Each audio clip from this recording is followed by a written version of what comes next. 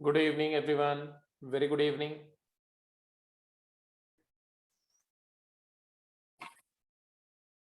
Good evening, जी. Good evening. Properties of monotonic function वाला lecture सबने देख लिया ना?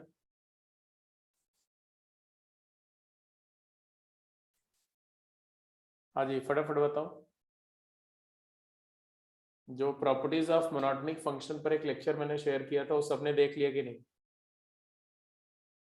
जिसने नहीं देखा उसको क्लास में रहने का कोई फायदा नहीं बेटा. क्लास में सारे सम्स उसी पर बेस्ड होंगे. आपने नहीं देखा तो आपको कुछ समझ में आएगा, नहीं समझ में आएगा, वो आपकी मेरी गारंटी नहीं.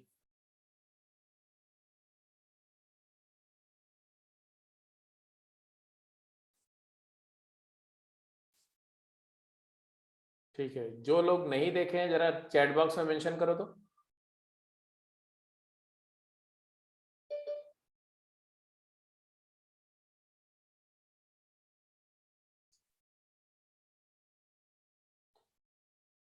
साहब तुम्हारे डाउट भी हैं? एक सिंगल क्वेश्चन डाउट का तुमने पूछा, जो मैं बताऊंगा वो सारा समझ में आएगा, बट अपने आप नहीं कर पाएंगे क्वेश्चंस को अनलेस कि आप काफी शार्पली एनालाइज करें. तो जैसे है find the set of values of x. Question number 1 देखो, है ना. Find the set of values of x. X के बारे में बोला गया, it lies 0 to 2 pi for which the following functions are strictly increasing. अब ये पहला क्वेश्चन मैं एक पार्ट करके बता रहा हूं आपको. जैसे ए पार्ट मेरे साथ वर्कआउट करो. तो 0 से 2 पाई की बात कर रहे हैं, है ना. अब इसमें देखो तो फंक्शन क्या है. ये पहला फंक्शन देखो,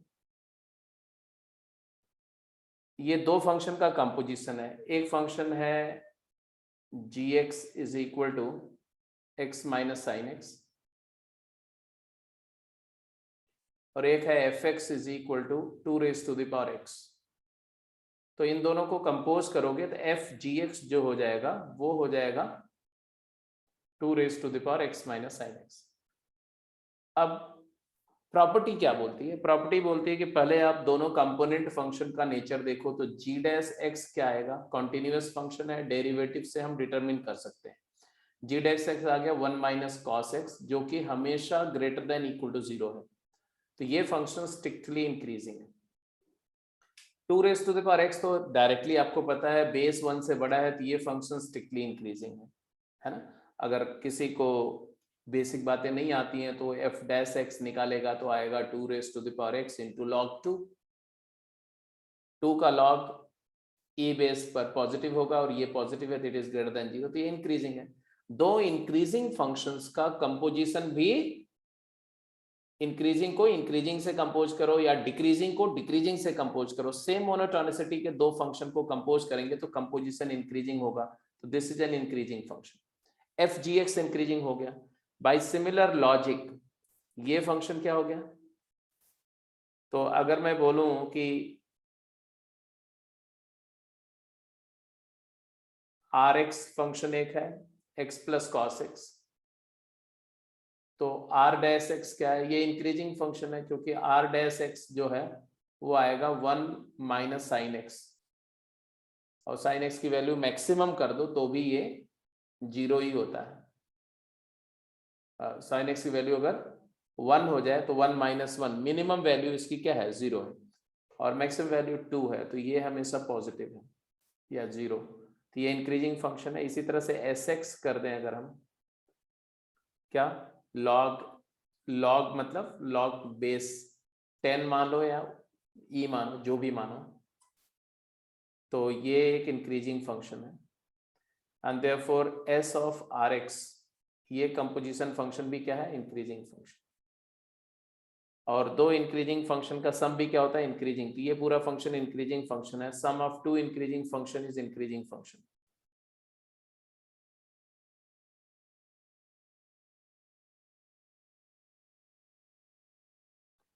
तो अगर मैं इस क्वेश्चन को वर्बली आंसर कर सकता हूं तो मतलब हमें प्रॉपर्टीज ऑफ मोनोटोनिक फंक्शंस अच्छे से अप्लाई करना आता है. जैसे अगर मैंने वर्बली देख लिया कि x माइनस साइन एक्स का डेरिवेटिव पॉजिटिव है तो ये इंक्रीजिंग है, और इंक्रीजिंग पर इंक्रीजिंग कंपोज करके ये इंक्रीजिंग और ये इंक्रीजिंग और लॉग इंक्रीजिंग तो ये भी इंक्रीजिंग, इसलिए समेशन इंक्रीजिंग। तो बिना पेन चलाए हुए आप इसको इंक्रीजिंग फंक्शन प्रेडिक्ट कर सके, ये हमारा एम है।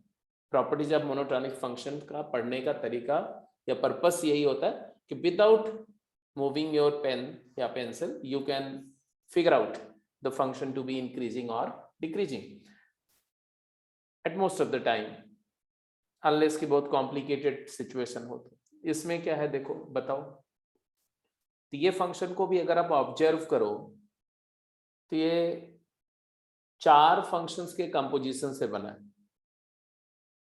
Can you identify the component function?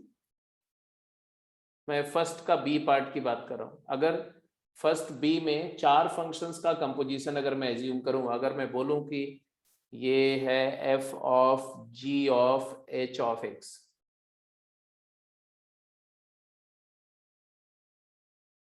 तो व्हाट आर दीज फंक्शंस? आप मुझे बताओ क्या क्या फंक्शन है ये?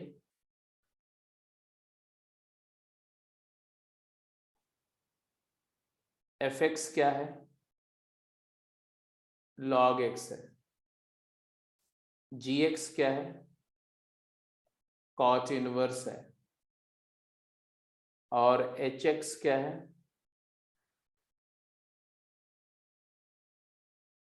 ब्रदर 4 फंक्शन लेना था तो एक और फंक्शन ले लो, h of u of x लिख दो, है ना?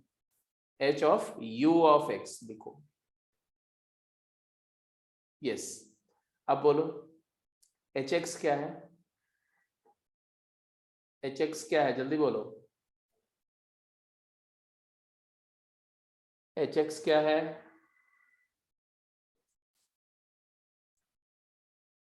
आपकी रिप्लाई नहीं आ रही। hx क्या है और ux क्या है? hx और ux को आइडेंटिफाई करो।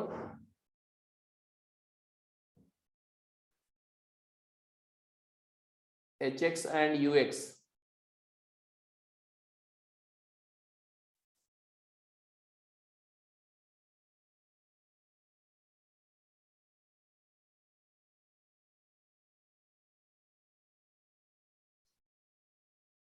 कोई रिप्लाई नहीं आ रही, क्या बात है? इतना टाइम लग गया है वासु? हाँ, hx है x to the power 5 power function है और ux है sin x minus cos x। अब मुझे बताओ इसमें से किस किस फंक्शन की मोनोटोनिसिटी आपको स्ट्रेट अवे पता है? हाँ, किस फंक्शन की मोनोटोनिसिटी स्ट्रेट अवे पता है बताओ? हाँ, fx इंक्रीजिंग फंक्शन है, gx डिक्रीजिंग फंक्शन है, cot इनवर्स का डेरिवेटिव -1/1 प्लस एक्स कह रहे हैं। और वैसे भी cot x डिक्रीजिंग होता है प्रिंसिपल डोमेन 0 से पाई में, तो इनवर्स और फंक्शन का मोनोटोनिक नेचर सेम होता है। x टू द पावर 5 एक इंक्रीजिंग फंक्शन है, 5x की पावर 4 इसका डेरिवेटिव है। sin x minus cos x एक नॉन मोनोटोनिक फंक्शन है, ये कभी इंक्रीज करेगा कभी डिक्रीज करेगा। sin x minus cos x का मोनोटोनिसिटी हमें फिगर आउट करना पड़ेगा, उसी से सारा डिसाइड हो जाएगा, मुझे ऐसा लगता है। आपको भी ऐसा लग रहा होगा? तो अगर मैं ऐसा बोलूं कि लेट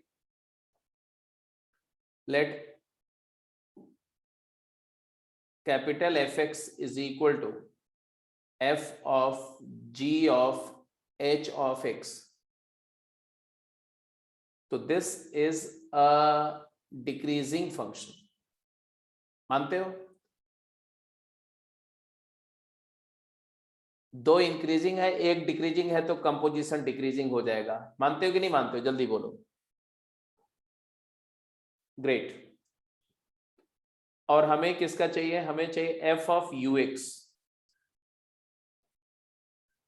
f ऑफ ux की मोनोटोनिसिटी चाहिए, तो f of ux has opposite monotonicity than ux।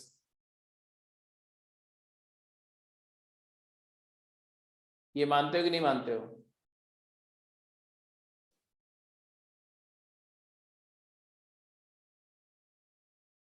बोलो। क्योंकि f डिक्रीजिंग है, ये डिक्रीजिंग है, अगर ux इंक्रीजिंग होगा तब f ऑफ ux भी इंक्रीजिंग पे डिक्रीजिंग कंपोज करेंगे तो डिक्रीजिंग हो जाएगा। अगर ये डिक्रीजिंग होगा, अगर ux डिक्रीजिंग है तो डिक्रीजिंग को डिक्रीजिंग से कंपोज करेंगे तो इंक्रीजिंग हो जाएगा। मतलब ux का जस्ट रिवर्स मोनोटोनिसिटी होगी f ऑफ ux की। तो हमें ux की मोनोटोनिसिटी अब हम ले लेंगे y is equal to ux। ux मतलब sine x minus cos x। इसी के बारे में सिर्फ सोचो। इसका y प्राइम निकाल करके देख सकते हो, डायरेक्ट भी देख सकते हो। ठीक है, डायरेक्ट कैसे देखेंगे वो देखो, या y प्राइम निकाल के देखेंगे तो भी पता चल जाएगा। चलो मैं पहले y प्राइम निकाल लेता हूं। y प्राइम क्या आएगा? cos x plus sign x। अब cos x plus sign x का मोनोटोनिसिटी निकालने के लिए हम क्या करेंगे? तो ग्राफ से डायरेक्ट भी देख सकते हो। साइन और कॉस का ग्राफ ड्रॉ कर दो। तो मैं 0 से 2 पाई में साइन एक्स और कॉस एक्स दोनों फंक्शन का ग्राफ ड्रॉ कर रहा हूं। ध्यान से देखो, 0 से 2 पाई इंटरवल में साइन एक्स का ग्राफ कैसा होगा बेटा, और कॉस एक्स का ग्राफ कैसा होगा। जैसे 0 है, ये पाई है और ये 2 पाई है, ये पाई बाई 2 है और ये 3 पाई बाई 2 है।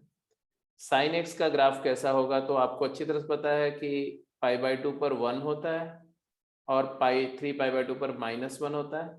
तो sine x will look like this, ऐसा। ये साइन एक्स का ग्राफ है। This is the graph of sine x. Exactly इसी तरह से जरा कोसाइन का ग्राफ ड्रॉ करो। फिर साइन और कॉस का जो सम है उसके बारे में प्रेडिक्ट करना है, उसका साइन कैसा होगा, पॉजिटिव या नेगेटिव। कॉस का ग्राफ कैसा होगा तो 0 पर 1 होगा और यहाँ पर तो ये ऐसा आएगा, ऐसा। यहाँ पर -1 होगा तो it will get to this, ऐसा, and then it will go to ऐसा। अब हमें साइन और कॉस का सम चाहिए। कोसाइन एक्स में साइन एक्स ऐड करके पॉजिटिव कब आएगा, नेगेटिव कब आएगा, ये देखना है। तो देखो जहां पर दोनों पॉजिटिव हैं, है ना, यहां पर देखो इस इंटरवल में, इस इंटरवल में तो दोनों पॉजिटिव है तो पॉजिटिव ही आएगा, साइन प्लस कॉस पॉजिटिव आएगा, है ना। अब इसके आगे चलो, ये पॉजिटिव है, 1 से डिक्रीज करके 0 आ रहा है, ये 0 से डिक्रीज करके -1 आ रहा है। तो कहीं पर ऐसा होगा जहां पर दोनों का साइन अपोजिट साइन का हो जाएगा। कहां पर? दोनों की वैल्यू अपोजिट साइन की कहां पर होगी? Pi minus pi by 4। 3 pi by 4 पर cos x plus sine x क्या हो जाएगा? 0। तो मैं बोलूंगा कि this is positive, y prime की वैल्यू पॉजिटिव होगी कब? इफ x बिलोंग्स टू, बोलो, 0 से 3 पाई बाई 4। इस इंटरवल में 0 से लेके ओपन 3 पाई बाई 4 में cos x या तो साइन और कॉस दोनों पॉजिटिव है, और पाई बाई 2 से लेके 3 पाई बाई 4 इंटरवल में क्या होगा? साइन और कॉस का साइन अपोजिट होगा, साइन पॉजिटिव होगा, कॉस नेगेटिव होगा, लेकिन मैग्नीट्यूड साइन का बड़ा होगा। तो पॉजिटिव वाला मैग्नीट्यूड में बड़ा होगा, इसलिए समेशन पॉजिटिव हो जाएगा यहां पर। तो यहां तक पॉजिटिव आ रहा है, ठीक है जी। इसके बाद क्या होगा बेटा? जैसे ही x की वैल्यू 3 पाई बाई 4 को एक्सीड करेगी तो cos की वैल्यू -1/√2 से छोटी, मतलब माइनस नेगेटिव में बड़ी हो जाएगी, और साइन की वैल्यू 1/√2 से छोटी हो जाएगी, तो समेशन नेगेटिव हो जाएगा। कहां तक नेगेटिव रहेगा? अब यहां तक तो नेगेटिव दिख ही रहा है, इसके बाद दोनों नेगेटिव हैं तो भी नेगेटिव रहेगा यहां तक। यहां तक मतलब कहां तक? ये कौन सा पॉइंट है? ये 3 pi by 2, pi plus pi by 2, 3 pi by 2 है ये। और इसके आगे भी जाओ यहां तक, यहां ये क्या है? 2 pi minus pi by 4, 2 pi minus pi by 4 मतलब 7 पाई बाई 4 तक। तो मैं बोलूंगा if x belongs to 3 pi by 4 to 7 pi by 4, इस इंटरवल में क्या होगा? इस इंटरवल में या तो cos और साइन अपोजिट साइन के हैं, कोसाइन नेगेटिव है, साइन पॉजिटिव है, और कोसाइन का मैग्नीट्यूड बड़ा है इसलिए नेट नेगेटिव हुआ, या तो दोनों सेम साइन के हैं, दोनों नेगेटिव हैं तो भी समेशन नेगेटिव है। तो हम बोलेंगे नेगेटिव है एक्सप्रेशन, वाई प्राइम नेगेटिव है। समझ में आ रही बात की नहीं? जल्दी बोलो। और जब x की वैल्यू 7π/4 से 2π होगी, अब आप बताओ क्या होगा, जल्दी बोलो। इस इंटरवल में क्या होगा? साइन और कॉस का सम पॉजिटिव हो जाएगा। वेल डन, पॉजिटिव हो जाएगा। इसका मतलब हमने फाइनली कंक्लूड किया क्या, कि sine x minus cos x increasing function है। कब इंक्रीजिंग है? It increases if x belongs to 0 to 3π/4 and 7π/4 to 2π, इस इंटरवल में इंक्रीज करेगा। एंड डिक्रीज कब करेगा? इफ x बिलोंग्स टू, बोलो, 3π/4 से लेके 7π/4 इंटरवल में डिक्रीज करेगा। तो ये तो हमारा आउटकम आया किसके बारे में? साइन माइनस कॉस का, ux के बारे में। अब ux फंक्शन का मोनोटोनिक नेचर जैसा होगा, इस फंक्शन का मोनोटोनिक नेचर उसी का जस्ट रिवर्स होगा। तो अब आपने अगर इस फंक्शन को हम कुछ भी एक नेम कर देते हैं, ठीक है, कुछ भी नेम कर दो इसको px नेम कर दो, px। तो अब बताओ px के बारे में क्या आपने कंक्लूड किया, बोल दो। Therefore px is decreasing function for all x belongs to 0 to 3π/4। यहां क्लोज कर सकते हैं, कंटिन्यूअस फंक्शन में ओपन को क्लोज किया सकता है, एज वेल एज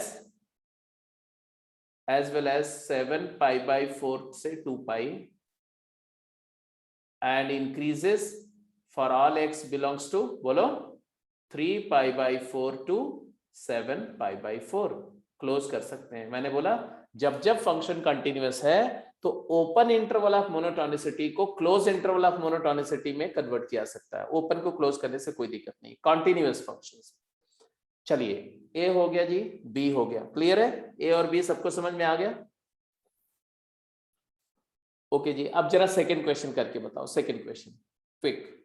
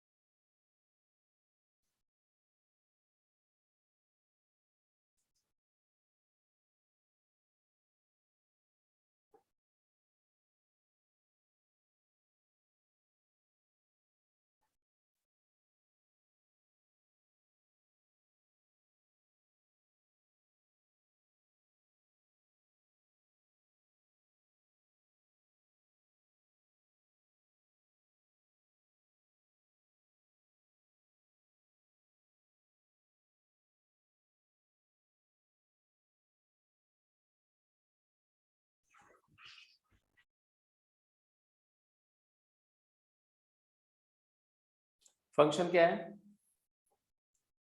फंक्शन तुम्हारा है cos of sine of cos t, y is equal to cosine of sine of cosine t।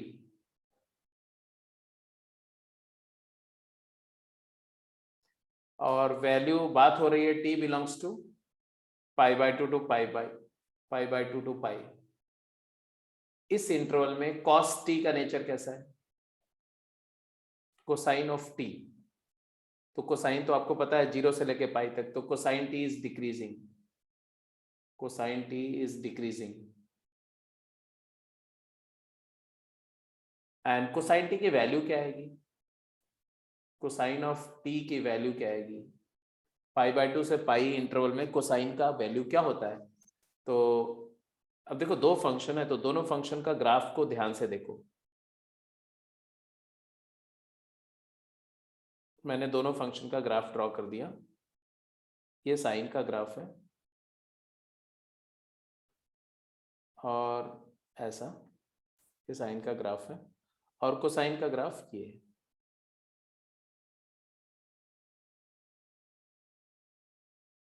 ऐसा ये this is the graph of cosine function. ठीक है, अब हमने बात हो रही है पहले कोसाइन टी तो 0 ये π/2 है, right. This is π/2, this is 0, this is pi, this is 3 π/2, this is 2 pi, this is -π/2, right. अब हमने देखा कि पहली बात कोसाइन टी डिक्रीजिंग है π/2 से पाई, तो ये आपको दिख रहा है यहाँ से, ये देखो डिक्रीज कर रहा है ना, इसलिए हमने डिक्रीजिंग बोला, डिक्रीजिंग फंक्शन है।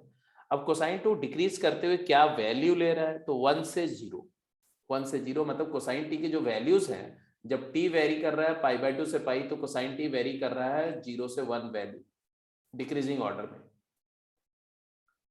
अब कोसाइन टी के ऊपर फंक्शन कंपोज हुआ साइन, साइन फंक्शन के बारे में बात कर रहे हैं। साइन कैसा फंक्शन है, तो साइन को इनपुट क्या मिल रहा है, साइन को इनपुट क्या मिल रहा है,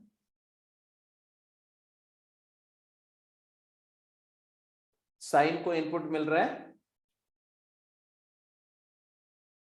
अच्छा अभी हम ये इसकी बात कर रहे हो, हाँ हाँ ठीक है, ये यहाँ पर हमने गलत जगह पे सिम लगा दी है, यहाँ पर देखो, यहाँ ये डिक्रीजिंग है, ठीक है। साइन को इनपुट क्या मिल रहा है, साइन का इनपुट फंक्शन है कोसाइन टी, साइन का इनपुट क्या है, कोसाइन टी है, कोसाइन, और उसकी वैल्यूज क्या है 0 से 1, तो 0 से 1 इनपुट के लिए साइन का नेचर क्या है, तो साइन का नेचर 0 से 1 इनपुट के लिए मतलब यहाँ पर साइन कैसा दिख रहा है, 1 यहाँ कहीं होगा ना, 1, तो ये साइन इंक्रीज कर रहा है, देखो, तो ये इंक्रीज, ये डिक्रीजिंग फंक्शन है, ये इंक्रीजिंग फंक्शन है। एफ ऑफ जी एक्स की जब हम बात करेंगे, ध्यान से सुनना, एफ ऑफ जी एक्स का नेचर देखने के लिए जी एक्स को, जी एक्स की मोनोटोनिसिटी एक्स पर और एफ एक्स की मोनोटोनिसिटी जी एक्स पर देखनी है। तो to understand nature of f image of g image of x, observe monotonicity of gx, कहां पर, gx at x and that of fx, fx को किस पॉइंट पर, at x equal to gx, input gx input देने पर, यह ध्यान रखना बहुत जरूरी है। आगे चलो, अब इसके बाद क्या हुआ, अब साइन की जो वैल्यूज आएंगी, जब 0 से 1 इनपुट दोगे तो साइन की वैल्यू क्या आएगी, साइन 0 से साइन 1, वो भी पॉजिटिव है, तो उस पॉजिटिव इनपुट के लिए कॉस का मोनोटोनिक नेचर क्या है, कॉस का मोनोटोनिक नेचर क्या है, तो 0 से π/2 में कॉस क्या है, डिक्रीजिंग है, तो कॉस डिक्रीजिंग है, तो ये नेट फंक्शन क्या होगा, it is a decreasing function. ठीक है जी, अब इसको लिखेंगे कैसे, इसका एक्सप्लेनेशन देखो, ऐसे लिखेंगे, cos t is decreasing in π/2 to pi and takes up value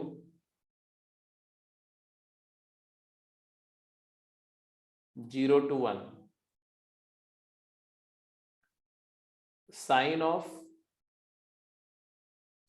of x is increasing for all x belongs to 0 to 1.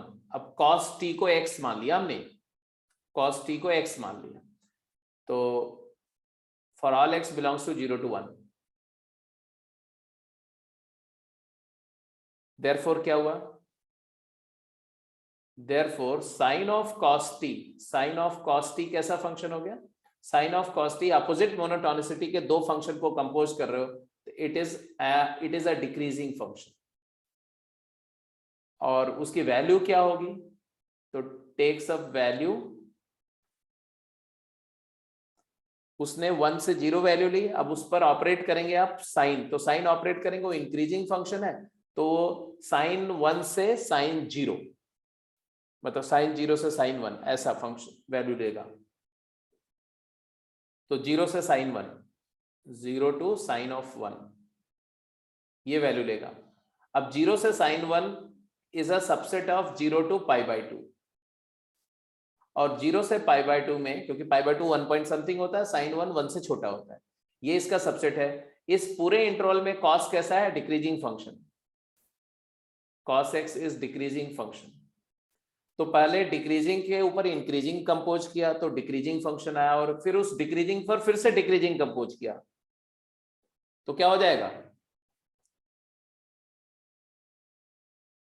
क्या हो जाएगा? डिक्रीजिंग नहीं, यहां पर हमने क्या लिखा है? इंक्रीजिंग नहीं, इंक्रीजिंग फंक्शन होगा ना, क्योंकि दो डिक्रीजिंग है ना, तो डिक्रीजिंग का डिक्रीजिंग से कंपोजिशन इंक्रीजिंग, और इंक्रीजिंग इंक्रीजिंग का कंपोजिशन इंक्रीजिंग होगा। या ऐसे बोलो कि डिक्रीजिंग, ये दोनों का कंपोजिशन डिक्रीजिंग होगा, डिक्रीजिंग से डिक्रीजिंग कंपोज करें तो increasing, it is an increasing function. ठीक है जी, तो ये हो गया फर्स्ट, ये हो गया सेकंड।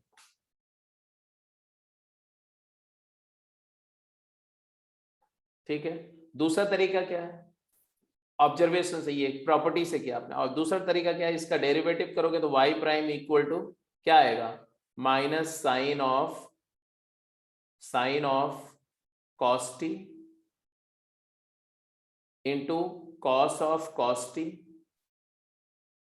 इंटू कॉस टी का डेरिवेटिव क्या होगा? Minus sine T. अब आप 0 से पाई बाय 2 इंटरवल दोगे तो 0 से पाई बाय 2 में ये तो नेगेटिव आ जाएगा, और ये कॉस ऑफ कॉस टी -1 से 1 है, -1 से 1 इनपुट में कॉस क्या होता है? पॉजिटिव होता है, तो ये पॉजिटिव रहेगा। कॉस का ग्राफ देखो, कॉस का ग्राफ ऐसा होता है ना, ऐसा, ये -π/2 होता है, ये π/2 होता है, यहाँ कहीं -1 होगा, यहाँ 1 होगा, तो -1 से 1 पूरे इनपुट्स के लिए कॉस की वैल्यू हमेशा क्या होगी? पॉजिटिव होगी।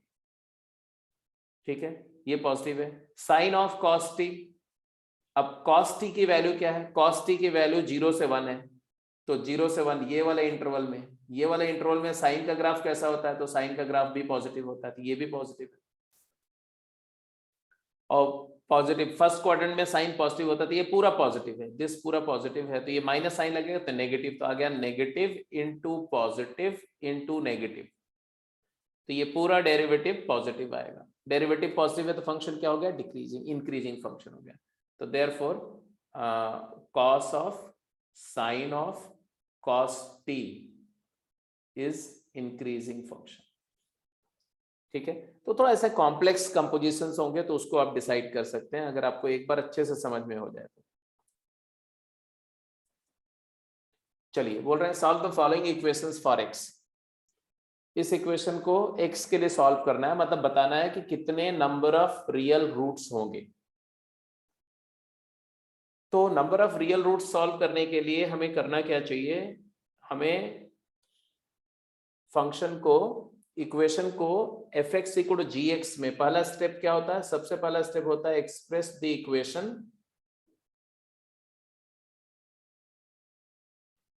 In the form of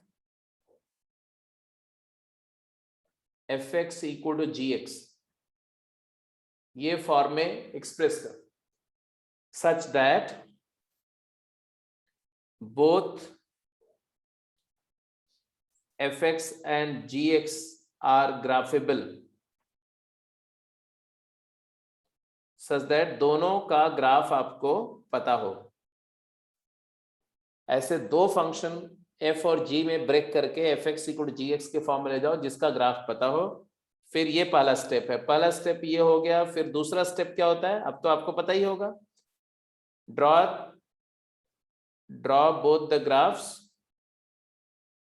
y = f(x) and y = gx on same xy plane. एक ही xy एक्सिस पर दोनों ग्राफ को ड्रॉ करो and count the number of intersection. and count the number of point of intersection. Count the number of point of intersections. X coordinate of point of intersection are roots of equation. यही procedure को follow करना है। तो अब जरा देखो, इसका graph तो बना सकते हो आप, लेफ्ट हैंड साइड का ग्राफ बना के दिखाओ। y is equal to 6x upon X square plus 1 का अगर मुझे ग्राफ बनाना है तो हम क्या करेंगे? हम इसका डेरिवेटिव देखेंगे, है ना। तो y प्राइम देखो, y प्राइम जरा निकाल के बताओ क्या आएगा इसका y prime? X square plus 1 का होल स्क्वायर,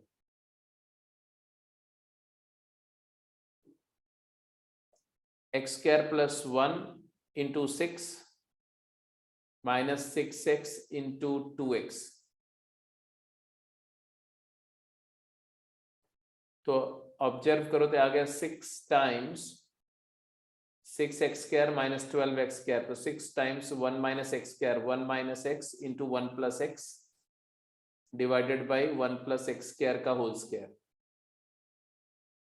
वेविकर मेथड से इसका मोनोटोनिसिटी क्लियर कट दिख रही है। मैं दो क्रिटिकल पॉइंट्स है, मैंने दोनों क्रिटिकल पॉइंट ऐसे देखो ड्रॉ कर दिया मैंने। कौन कौन से क्रिटिकल पॉइंट है बताते जाओ। -1 and 1,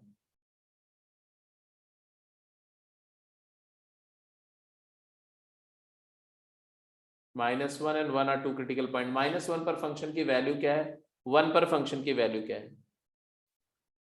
तो ये मान लो ये 1 है और ये मान लो -1 है। -1 पर फंक्शन की वैल्यू क्या है? फंक्शन की वैल्यू -6 है, तो यहां पर -6 मार्क कर दिया। 1 पर फंक्शन की वैल्यू क्या है? 6 है। 1 पॉइंट ऑफ मैक्सिमा है, -1 इज पॉइंट ऑफ मिनिमा, क्योंकि 1 के राइट साइड में डेरिवेटिव पॉजिटिव है, नो नेगेटिव है ना।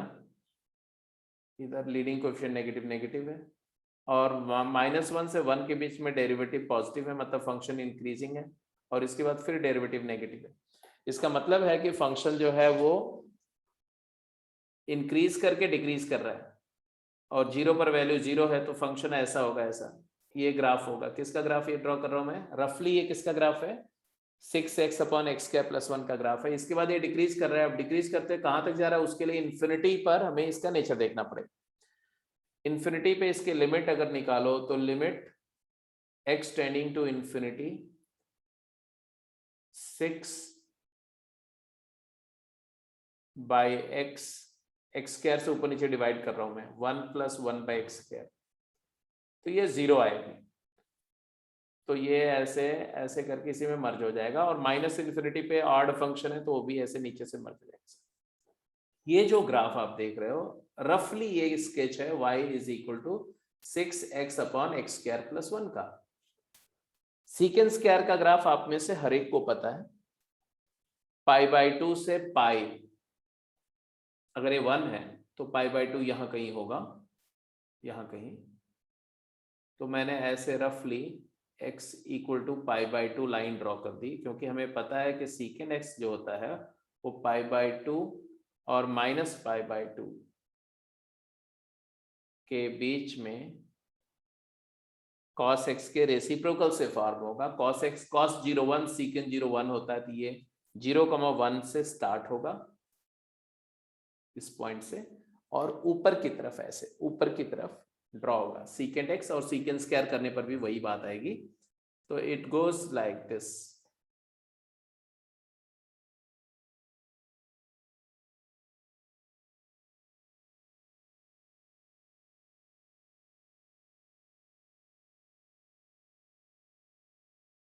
हाँ, एक और चीज है, ये वैल्यू 3 थी बेटा, ये वाला पॉइंट था 1,3, ठीक है, और ये 0,3 है, और ये वाला पॉइंट है -1, -3, क्योंकि इसके x इक्वल टू 1 पर वैल्यू 3 आएगी, 3, और -1 पे -3।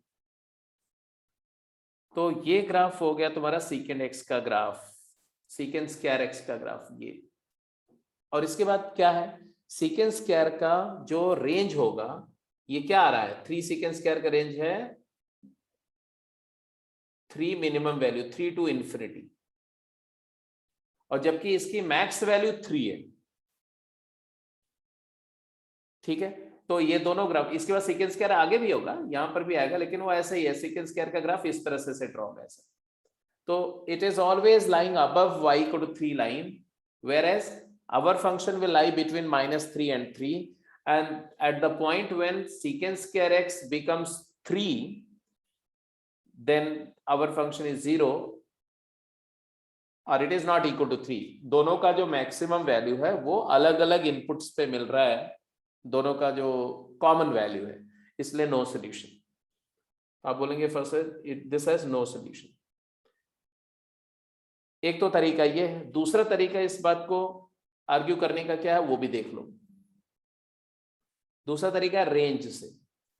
रेंज से हम क्या बोल सकते हैं, range of 6x upon X square plus 1 inverse method से करो, है ना, तो आएगा -3 से 3। And range of secant square क्या हो जाएगा, y is equal to 3 secant square x, ये क्या होगा, ये हो जाएगा 3 टू इंफिनिटी। दोनों की रेंजेस का इंटरसेक्शन क्या आएगा, मान लो ये रेंज है R1 और ये रेंज क्या है R2, तो R1 इंटरसेक्शन R2 क्या आ गया, सिंगलटन 3। देयरफॉर इक्वालिटी कब होल्ड करेगी, तो इक्वालिटी में hold if and only if 6x upon X square plus 1 भी 3 हो जाए एंड 3 सीकेंड स्क्वायर x भी 3 हो जाए। यहां से सीकेंड स्क्वायर x 1 हो जाएगा, यहां से x जो है क्या आएगा, x आ जाएगा n पाई, और इसको करोगे तो यहां से x की वैल्यू क्या आएगी, x की वैल्यू आएगी +-1। तो ये दोनों बातें एक साथ नहीं हो सकती, ये वाला इक्वालिटी होल्ड करेगा x इक्वल टू +-1 पर, ये इक्वालिटी होल्ड करेगा n पाई पर, ये 0 के अलावा बाकी सारे इसमें क्या है, +-पाई इरेशनल इनपुट्स हैं, जबकि ये 1 और -1 पर, तो दोनों एक साथ दोनों बातें नहीं होंगी, मतलब ये इक्वालिटी कभी भी नहीं होल्ड करेगी इस इक्वेशन में, देयर इज नो सोल्यूशन। अब एग्जैक्टली इसी तरह से जरा बी पार्ट का आंसर आप बताओ, बी पार्ट का।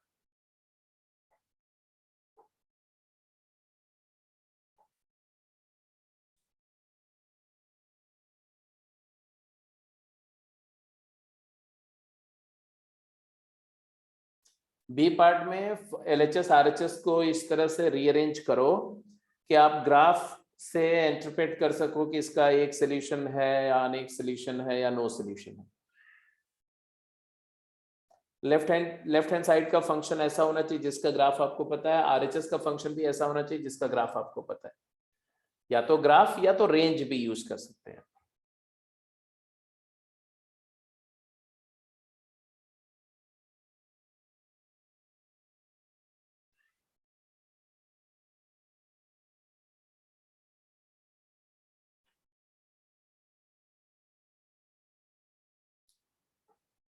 किसको इसको क्लू मिल गया, सबसे पहले तो ये समझ में आ गया, ये वाला पार्ट, ए पार्ट सबको क्लियर हो गया।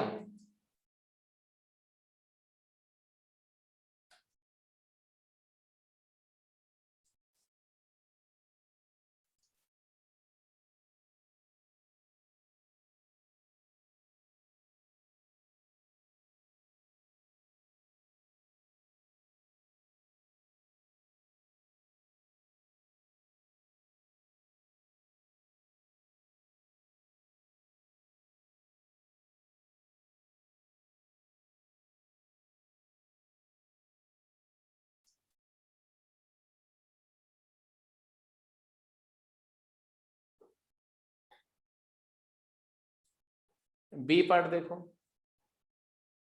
बी पार्ट में कैसे ब्रेक कर रहे हैं, e raised to the power x equal to 2x upon X square plus 1।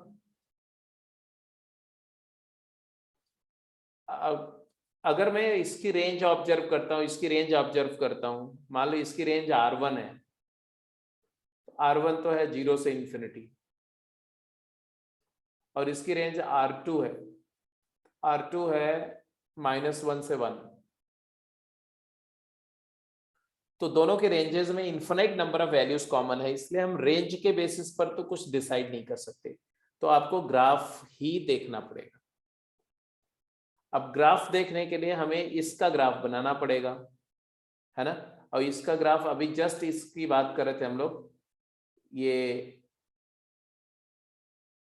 y is equal to, अभी जो y equal to 6x upon X square plus 1 किया था ना, उसी का 1/3 है ये, मतलब सेम ग्राफ होगा, जस्ट उसकी रेंज चेंज हो जाएगी, बाकी सब कुछ बिल्कुल आइडेंटिकल होगा, है ना। तो अगर मेरे को कोई बोलता है कि आप इसका ग्राफ ड्रॉ करो, तो मैं स्ट्रेट अवे वही ग्राफ ड्रॉ कर दूंगा, सिर्फ उसको 1/3 स्क्वीज करके, मतलब मैक्स वैल्यू अब होगी 1 और मिनिमम वैल्यू होगी -1, और 1 पर आउटपुट 1 है, -1 पर आउटपुट -1 है, तो हमारा ग्राफ ऐसा होगा।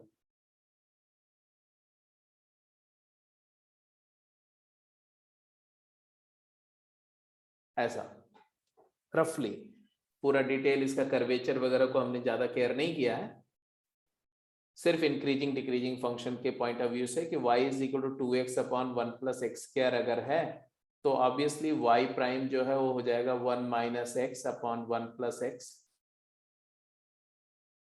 ओवर 1 प्लस एक्स स्क्वायर का होल स्क्वायर। आप चेक करके देख लो, numerator denominator 1 plus x square into 2 minus 2x into 2x 4x square, तो 2 टाइम्स दिस आएगा ऐसा। तो ऑब्वियस ही बात है कि it is negative when x belongs to minus infinity से -1 यूनियन 1 से इंफिनिटी,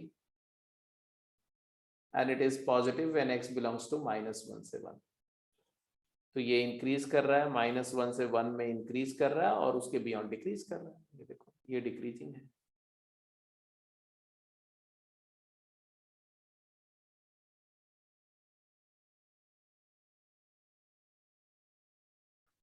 और ये इंक्रीजिंग फंक्शन है।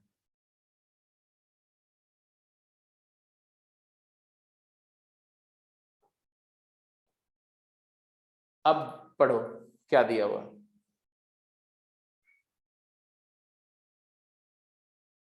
लेफ्ट हैंड साइड फंक्शन का ग्राफ तो आपको अच्छी तरह से पता है, ई रेस पर एक्स का ग्राफ तो आप में से हर एक को पता है, ड्रॉ कर दो। 0 पर 1, ये 0,1 पॉइंट है, ये वाला 1,1 पॉइंट था, ये वाला -1,-1 पॉइंट था। तो एक्सपोनेंशियल फंक्शन का ग्राफ आपको पता है, ऐसे इंक्रीज करते हुए होता है और यहां से ऐसे निकल जाता है। अब दोनों फंक्शन कहीं इंटरसेक्ट कर रहे हैं, बोलो is there a point which is common on both? No, तो नो सोल्यूशन।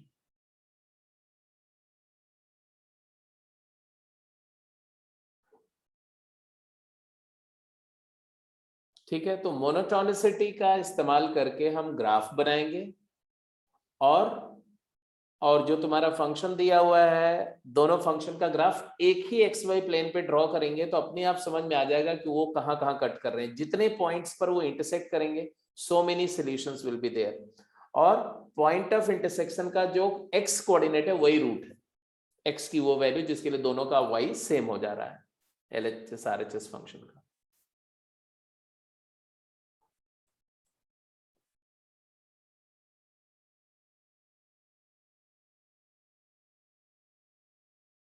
चलिए भाई, इसका आंसर करिए।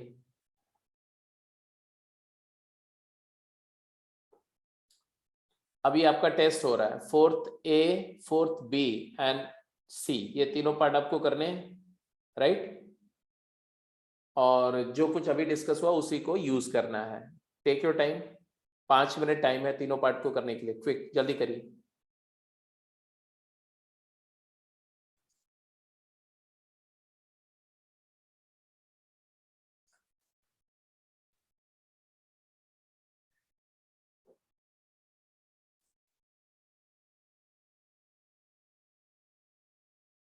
फोर्थ ए में क्या ऑब्जर्व किया? Question number 4A। कैसे करेंगे? कुछ ट्राई कर रहा है?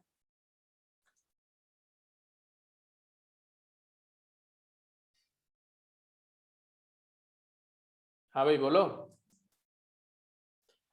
क्या आप इस फंक्शन को दो फंक्शंस में ब्रेक कर सकते हो जिसका ग्राफ आपको पता हो या जिसका ग्राफ आप ड्रॉ कर सकते हो इजीली?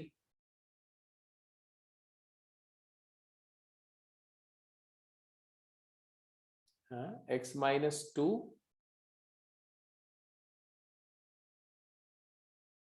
और x⁴ + 3x²।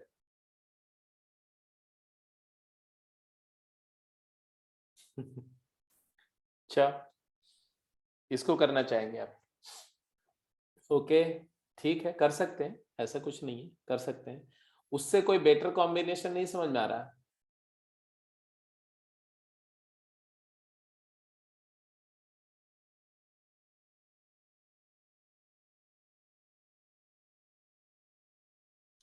अरे भाई थोड़ा सिंपल सोच लिया करो यार। कोई प्रॉब्लम को कॉम्प्लिकेट करके सोचना अच्छी बात नहीं होती है। देखो, कई सारे पॉसिबिलिटी है। एक पॉसिबिलिटी तो ये है कि आप इसको ऐसा कर दो, x⁴ equals negative of 3x² - x + 2। ये वाला एक इन्वर्टेड पैराबोला है, इसका ग्राफ आप ड्रॉ कर सकते हो। और ये x⁴ का ग्राफ तो इवन फंक्शन होगा, 0 0 पॉइंट होगा और 4th डिग्री का एक पैराबोला जैसा ही एक्सप्रेशन आएगा। फिर दोनों का इंटरसेक्शन पॉइंट आराम से आप ढूंढ सकते हो। जैसे इसका अगर आप करो, ये फैक्टर हो जाएगा क्या? 3x²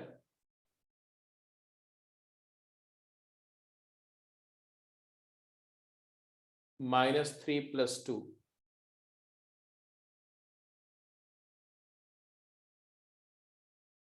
नो, फैक्टर तो होगा नहीं क्योंकि d<0 है ना। तो 3x² - x + 2 जो है, ये जो एक्सप्रेशन है ये d<0 है। a पॉजिटिव है और d नेगेटिव है, तो ये हमेशा पॉजिटिव होगा, तो ये क्वांटिटी हमेशा नेगेटिव होगी।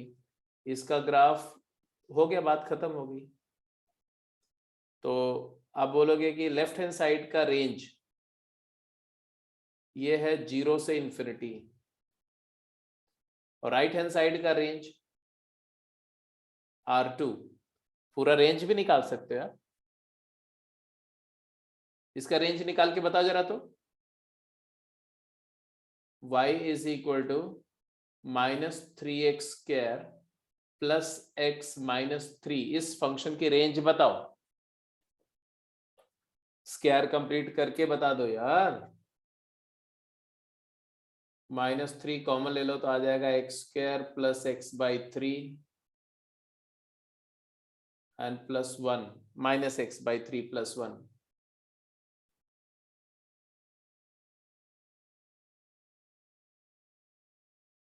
हाँ हाँ, कोई बात नहीं है, ये 2 है ना, तो +2/3 कर दो।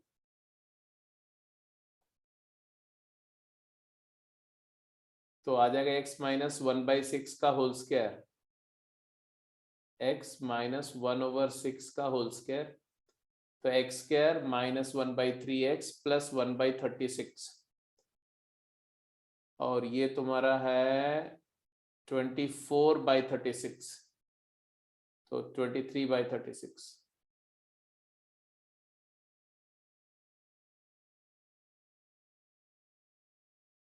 तो फाइनल आंसर आएगा -23/12 -3 टाइम्स x - 1/6 का होल स्क्वायर। कहने का मतलब है कि ये जो रेंज है R2 हो जाएगा -∞ से -23/12। तो R1 intersection R2 is null set and therefore no solution। ये भी एक तरीका है।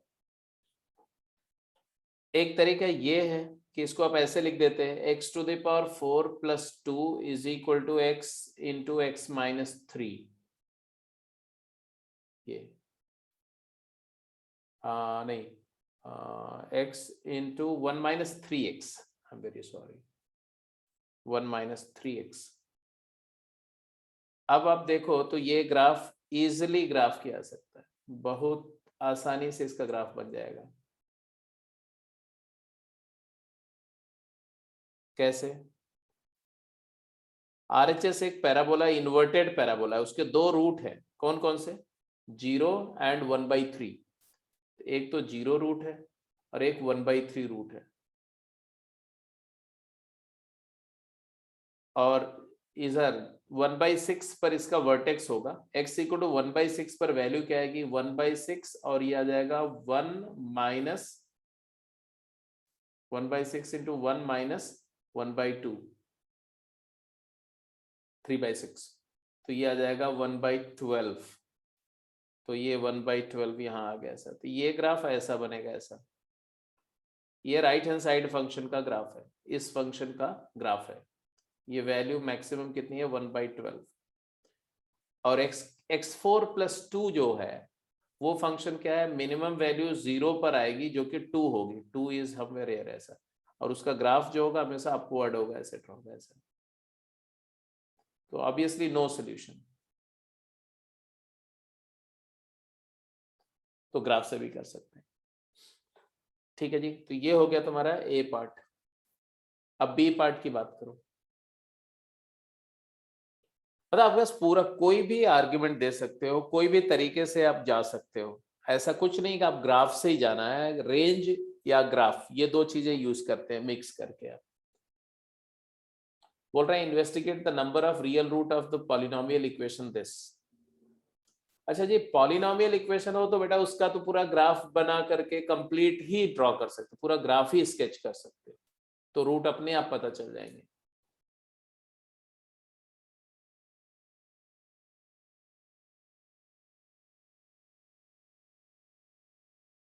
क्यूबिक इक्वेशन तक अगर हो ना, क्यूबिक तक हो तो पूरा ग्राफ ही बना दो। चलिए बी पार्ट का बताइए। बी पार्ट का first, y is equal to 2x³ minus 3x² plus 6x minus 1 है। जब इसका आप डेरिवेटिव लोगे तो क्वाड्रेटिक बनेगा, तो उसका साइन वाइन निकालना आसान है। फटाफट इसका y प्राइम ले लो, है ना। y प्राइम क्या आएगा बोलो? 6x² माइनस 6x प्लस 6 आया, बोलो। तो डेफिनेटली ये आ गया तुम्हारा 6 times x² minus x plus 1।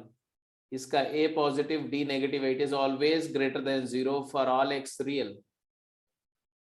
इसका होता है ये फंक्शन स्ट्रिक्टली इंक्रीजिंग है, तो fx इज स्ट्रिक्टली इंक्रीजिंग।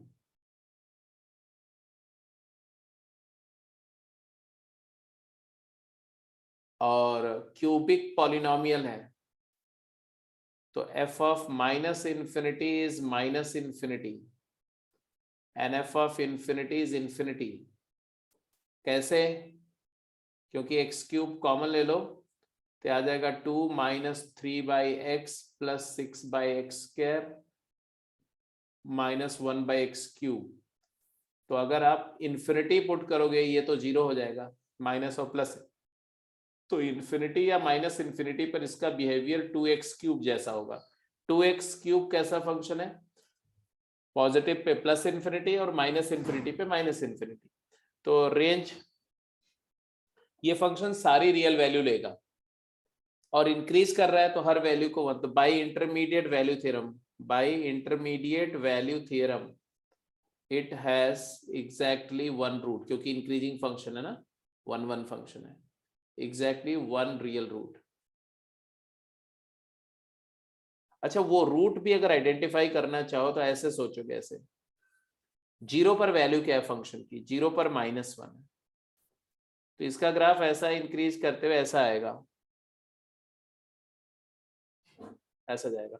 वो रूट भी पॉजिटिव होगा, वो रूट भी पॉजिटिव होगा। अगर मैं बोलूं F1 क्या होगा, F1 होगा 2 -3 + 6 -1, ये पॉजिटिव है, तो 1 पर वैल्यू पॉजिटिव है, 0 पर वैल्यू नेगेटिव है, तो ये जो रूट अल्फा होगा, that root alpha belongs to 0 to 1 होगा। क्यों? क्योंकि F0 is -1 which is less than 0, f of 1 is equal to 8 - 4 is 4 greater than 0, तो साइन चेंज हुआ।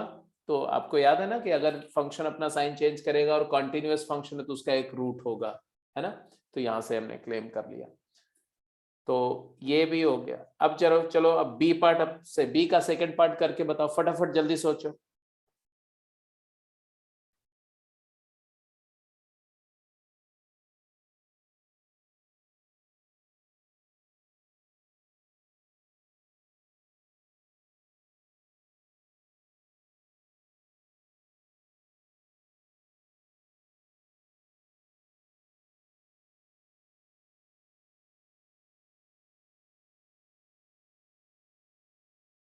कितने रियल रूट होंगे बी के सेकंड पार्ट में?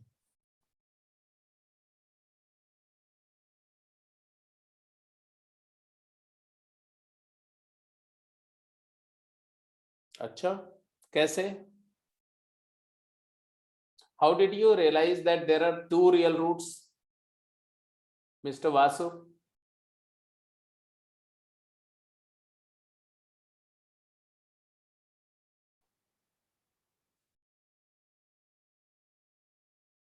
fx तुम्हारा है x⁴ - 2x² + 6, it is x² का whole square -2 times x² + 1 + 5, you can see it is clearly a perfect square, x² - 1 का होल स्क्वायर + 5,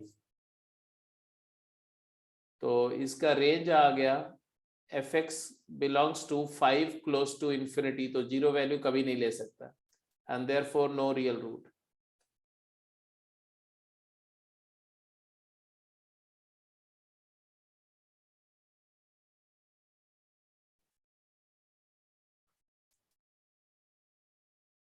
अब यहाँ डेरिवेटिव से जाएंगे तो f' जो है वो आ जाएगा तुम्हारा 4x³ - 4x, तो आप 4x कॉमन लेंगे तो आएगा x² - 1, x - 1 into x + 1, तो 3 रूट्स आएंगे इसके, डेरिवेटिव के 3 रूट आएंगे, डेरिवेटिव का साइन भी आएगा, सब कुछ आएगा, ऐसी बात नहीं है। जैसे एक रूट आ गया -1, एक आ गया 0, एक आ गया 1, साइन स्कीम ऑफ डेरिवेटिव देखोगे बेटा तो क्लियर कट यहाँ आएगा पॉजिटिव, यहाँ आएगा नेगेटिव, यहाँ आएगा पॉजिटिव, यहाँ आएगा नेगेटिव। इसका मतलब -1 और 1 पर मिनिमा है और 0 पर मैक्सिमा है। 0 पर वैल्यू क्या है 6, 0,6 ये है। 1 पर वैल्यू क्या है 1 पर 6, 1 7 -2 4, 1,4 यहाँ है, और -1 पर इवन फंक्शन है 4 ही आएगा। ग्राफ इसका ऐसा आएगा,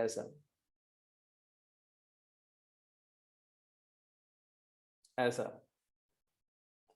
तो ये फंक्शन का clearly fx has no real root, fx has no real root.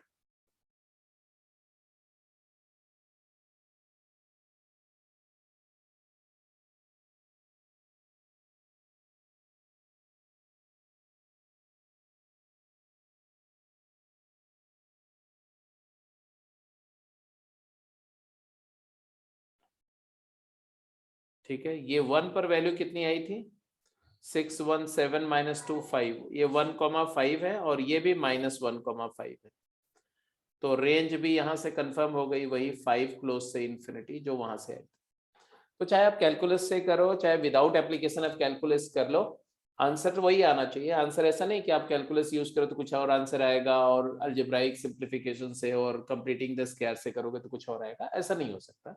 दोनों से सेम ही आंसर आएगा। अगर इवेंचुअली आंसर में कुछ फर्क आ रहा है तो आपको तुरंत चेक करना चाहिए कि कहीं कुछ कैलकुलेशन की एरर नहीं हुई, इंटरप्रिटेशन में कोई गलती तो नहीं हुई। That's it. सी पार्ट पे जाओ। चलो अब सी पार्ट करके बताओ। अब इतने सारे सवाल आपके सामने डिस्कस हो गए, तो सी का आंसर तो आप करके बता सकते हैं। जल्दी करो, क्विक।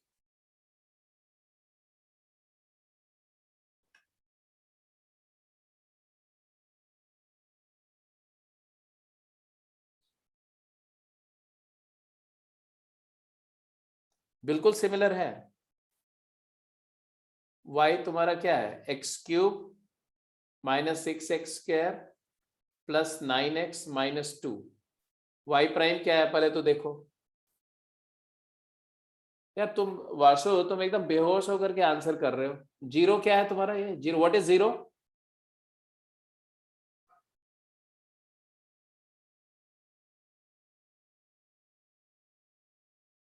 मतलब ये तो मतलब नशे में भी आंसर ऐसा नहीं करेगा कोई। क्यूबिक पॉलिनोमियल में एक रियल रूट तो होगा ही होगा। जीरो रियल रूट का मतलब है तुम बोल रहे हो तीनों रूट इमेजिनरी हैं। ऐसा कभी हुआ है कुछ? आपने बेसिक इक्वेशंस का बेसिक्स पता है आपको? ये जो नॉन रियल रूट होते हैं कॉन्जुगेट पेयर में होते हैं, तो या तो एक भी नॉन रियल रूट नहीं होगा, या तो दो रियल रूट इमेजिनरी होंगे, या तो चार होंगे। तीन रूट इमेजिनरी कहां से आ गए? एकदम बेहोश होकर के कुछ भी बातें करते रहते हो तुम लोग। वाई प्राइम क्या आएगा, 3x² minus 12x plus 9। Simplify करो तो 3 कॉमन लो तो आएगा x² minus 4x plus 3। Derivative करो तो 3 आएगा ना, x minus 1 into X minus 3। 1 और 3 डेरिवेटिव के रूट है, साइन ऑफ डेरिवेटिव करके ग्राफ कर दो फटाफट फंक्शन का। तो एक रूट 1 आ रहा है, एक रूट 3 आ रहा है।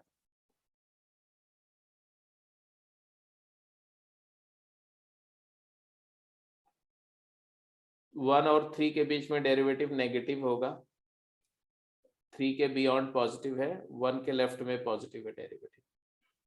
इधर इंक्रीज कर रहा फंक्शन और इधर इंक्रीज कर रहा, बीच में डिक्रीजिंग फंक्शन है। इसका मतलब है कि 1 पर मैक्सिमा होगी। 1 पर फंक्शन की वैल्यू क्या है देख लो, f(1) देखो क्या आ रहा है, f(3) क्या आ रहा है, फटाफट जल्दी बताओ। 1 पर वैल्यू आ रही है 2 और 3 पर वैल्यू क्या आ रही है 27 minus 54 plus 27 minus 2। 3 comma minus 2, 1 comma 2 और 3 कॉमा माइनस 2।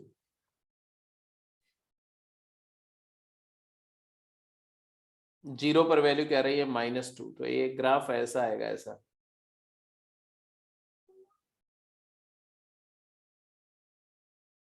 ऐसा ग्राफ आएगा। अब इस ग्राफ का मतलब क्या होता है, इस ग्राफ का सीधा सा मतलब होता है कि 0 और 1 के बीच में एक रूट होगा, 1 और 3 के बीच में एक रूट होगा, और 3 के बाद एक रूट यहाँ अल्फा होगा, यहाँ बीटा होगा और यहाँ पर गामा। तो there are 3 real roots, alpha, beta and gamma. Alpha belongs to 0 and 1, beta belongs to 1 and 3, and gamma belongs to 3 to infinity। ठीक है जी, दिख रहा है कि नहीं सबको? जल्दी बोलो।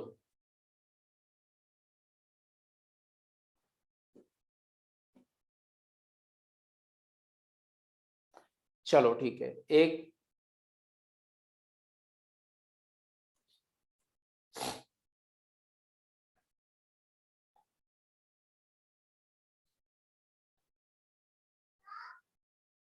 चलो, ये क्वेश्चन तो सिंपल है, ये तो आप अपने आप भी कर जाएंगे। इस क्वेश्चन को छोड़ दो। ये वही है जो प्रॉपर्टी में मैंने कराया था कि अगर फंक्शन ऐसे देखो ना, बोला f is an increasing function from real to real, f dash negative है, और fx 0 f इनवर्स एग्जिस्ट कर रहा है, तो f double dash x positive होगा, ये बताना है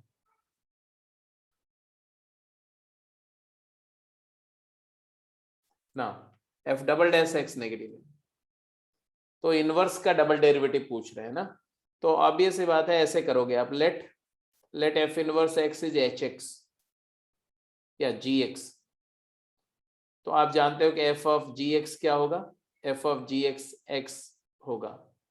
तो f dash gx into g dash x क्या होगा 1 होगा।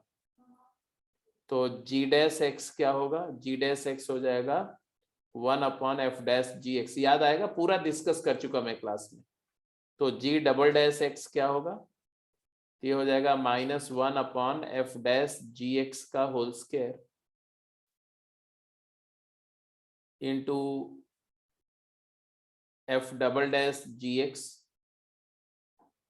Into g dash x, chain rule से।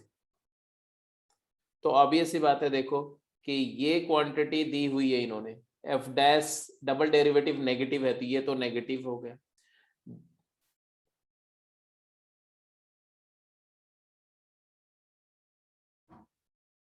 एफ एक्स इंक्रीजिंग फंक्शन है तो एफ डैश एक्स दिया हुआ है positive and therefore G dash भी पॉजिटिव होगा क्योंकि इनवर्स और फंक्शन का मोनोटोनिक नेचर क्या होता है, सेम। तो जी डैश एक्स भी पॉजिटिव हो गया, तो ये हो गया बेटा पॉजिटिव। और ये परफेक्ट स्क्वायर के साथ में नेगेटिव साइन लगा हुआ तो ये चीज हो गई नेगेटिव। तो negative into positive is greater then 0। तो ये प्रूफ हो गया कि एफ इनवर्स का double derivative of F inverse x d2 dx square of F inverse x जो होगा वो g डबल डैश एक्स होगा और वो हो जाएगा पॉजिटिव। तो ये सिंपल है। ये क्वेश्चन मैं चाहता हूँ ये करके बताओ और आज की क्लास को फिर यहीं पे क्लोज करेंगे। ये क्वेश्चन करके बताओ, ये 6th लास्ट क्वेश्चन आज के लिए। क्विक जल्दी आंसर करो।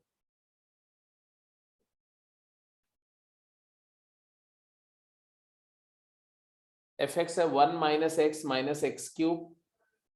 एक फंक्शन दिया हुआ है, find all real values of x satisfying the inequality 1 - f(x - f³x) is greater than f of 1 - 5x।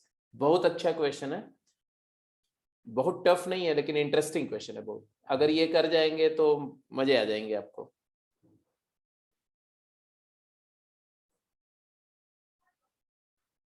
इस इनइक्वालिटी को प्रूव करने के लिए आपको मैं फिर से बोलूंगा कि आप ये दो फंक्शंस पर अपना ध्यान, अपना फोकस ले जाओ। एक एफ एक्स ये है और ये एक्सप्रेशन को देखो।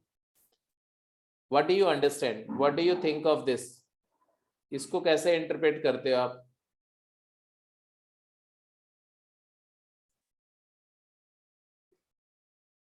अगर ये एफ एक्स फंक्शन है तो ये क्या है, इसको आप क्या बोलोगे?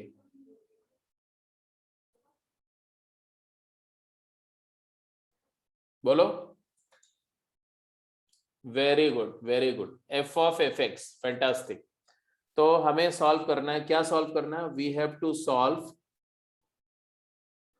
F of F X is greater than equal to f of 1 - 5x। तो भाई देखो बहुत सिंपल सी बात है कि अगर एफ एक्स इंक्रीजिंग है, अगर एफ एक्स इंक्रीजिंग है तो क्या होगा, तब एफ को हटाएंगे, larger the output larger the input, F X will be greater than equal to 1 - 5x। कब? If F is increasing. और अगर एफ एक्स डिक्रीजिंग है तो इनइक्वालिटी रिवर्स हो जाएगी, F X will be less than equal to 1 - 5x। तो अब हमें तो ये पता करना है कि एफ एक्स कैसा फंक्शन है। तो एफ एक्स को डिफरेंशिएट कर दो यहां से, देखो एफ डैश एक्स क्या आया जल्दी बताओ। तो आ जाएगा तुम्हारा -1 - 3x²। तो clearly F dash x less than 0 है, that is F X is decreasing function. F x decreasing function है, सो इनइक्वालिटी बिकम्स, इनइक्वालिटी हमारी क्या हो जाएगी जल्दी बताओ? इनइक्वालिटी बिकम्स, हाँ, F X is less than equal to 1 - 5x हो जाएगा। और एफ एक्स क्या है? 1 - x - x³ is less than equal to 1 - 5x। तो 1 और 1 देखो कैंसिल हो गया, सब कुछ राइट में ले जाओ तो क्या आया, x³ - 4x is greater than equal to 0। तो x into X square -4 is greater than equal to 0। तो आ गया x into X -2 into X + 2 is greater than equal to 0। तो यहां से आपका वेविकर मेथड से answer -2 0 and 2 leading coefficient positive negative. हमें क्या सॉल्व करना है, ग्रेटर देन चाहिए, तो आंसर क्या है, आंसर है x बिलोंग्स टू, बोलो, -2 से 0 क्लोज्ड नहीं, स्ट्रिक्टली ओपन है, क्योंकि स्ट्रिक्टली ग्रेटर देन चाहिए, इक्वल नहीं चाहिए, इक्वालिटी हटा दो बेटा, हर जगह से इक्वालिटी हटाना पड़ेगा, क्योंकि इक्वालिटी है नहीं ओरिजिनल इनइक्वालिटी में। चलिए जी, आंसर बोल दो, आगे आंसर सबका कि नहीं, -2 से 0 यूनियन 2 to इन्फिनिटी। ठीक है जी, तो ऐसे अब 7th भी ट्राई कर लेना। तो अभी मैं सिमिलर इसी लेक्चर का ये वाला लेक्चर मैं शेयर नहीं करूंगा ग्रुप पे, क्योंकि ये वाला लेक्चर तो आपने अटेंड ही कर लिया, मैं पास्ट ईयर का लेक्चर शेयर कर दूंगा, ठीक है। तो इवेंचुअली अगर आपको उसको, जहां पर जो क्वेश्चन आपको मान लो लग रहा है कि कम समझ में आया या कोई उसमें इश्यू है, तो वहां से उसको रेफर कर लेना, तो उसमें थोड़ा और डिफरेंट तरीके से मैंने एक्सप्लेन किया होगा, तो आपको थोड़े और फेसेट जो क्वेश्चन के हैं वो भी क्लियर हो जाएंगे, अगर जहां पर लगे, जिन क्वेश्चंस में आपको इश्यू अभी भी रह गया हो वो, ठीक है। तो अब नेक्स्ट क्लास जो होगी उसमें हम लोग मोनोटोनिसिटी के इनइक्वालिटी वाले एप्लीकेशन करेंगे, मतलब अगली क्लास मोनोटोनिसिटी पे लास्ट क्लास होगी, है ना। फिर हम लोग मैक्सिमम मिनिमा करेंगे, फिर मीन वैल्यू थ्योरम और रोल्स थ्योरम अलग से मैं करा दूंगा कंपटीशन के पॉइंट ऑफ व्यू से, क्योंकि आपके स्कूल एग्जाम में या टर्म 1 में तो कुछ आ नहीं रहा है। मैक्सिमम मिनिमा बहुत छोटा सा टॉपिक है, ज्यादा से ज्यादा 2 लेक्चर्स लगेंगे आपके, है ना। तो 2 लेक्चर में वो कंप्लीट, मतलब इस वीकेंड तक मैंने बोला कि आपका मैक्सिमम मिनिमा खत्म हो जाएगा, या मोस्ट प्रोबेबली आपका मीन वैल्यू थ्योरम भी खत्म हो जाएगा उसमें, फिर हम लोग इंडेफिनिट इंटीग्रेशन स्टार्ट करेंगे, ठीक है। अब हाँ, दूसरी बात जो मैं बोल रहा था कि जो आपको लेक्चर्स मैंने 3 शेयर किए हुए हैं, उस डाउट लेक्चर 3, 4 एंड 2, 3, 4, राइट, उसको देख लो, उसमें जितने भी डाउट्स आपके अभी तक हैं जो आपने शेयर किए हुए हैं, उसमें most of the doubts are covered in that, right. तो जो जो कवर हो चुके हैं उसको स्ट्राइक ऑफ करके जो रिमेनिंग डाउट्स हैं वो मेरे को शेयर कर दो, वो मुझे बता दो, तो वो मैं क्लास में ले लूंगा, या वहीं आऊंगा तो फिजिकली वहीं पर ले लूंगा वो डाउट्स, ठीक है। और अब आप एप्लीकेशन ऑफ डेरिवेटिव 1 के जो असाइनमेंट्स वगैरह हैं उनको करना शुरू करो, क्योंकि उसके डाउट्स लेने हैं। तो पहले डिफरेंशिएशन तक का तो सारा मैंने शेयर कर दिया, तो डिफरेंशिएशन कर देख करके खत्म करो उसको।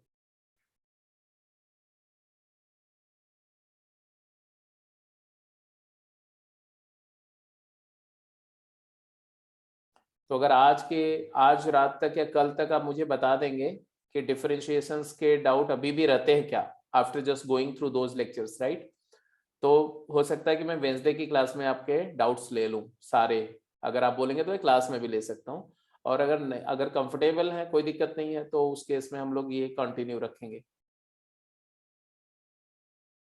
मेरा टारगेट ये है कि मोनोटोनिसिटी का एप्लीकेशन खत्म कर दें इस वेंसडे को, ठीक है जी। किसी को कुछ पूछना है,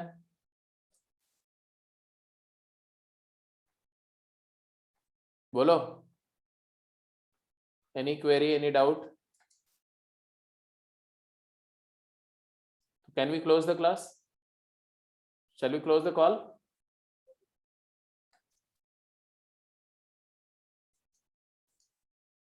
ठीक है, ठीक है, ओके।